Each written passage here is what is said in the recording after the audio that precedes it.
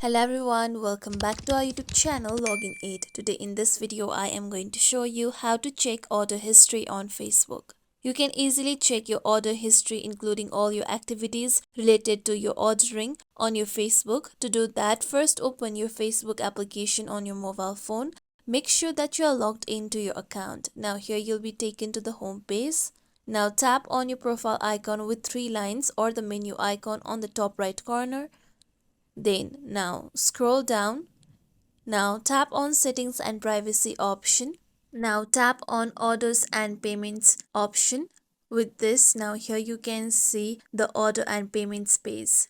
Now on the top you'll be able to see the activities related to your orders. You can see all the activities related to order including your pending or completed activity of your order, or when you shop, donate or transfer your money, that activity will also appear over here.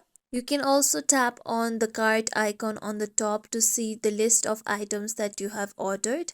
As you can see, I haven't ordered anything, so my cart is empty. This is how we can check order history on Facebook. This is it for tutorial everyone. Hope this tutorial was helpful to you all. If you like today's tutorial, make sure you like, share, subscribe to our YouTube channel for more tutorials like this. Thank you for watching.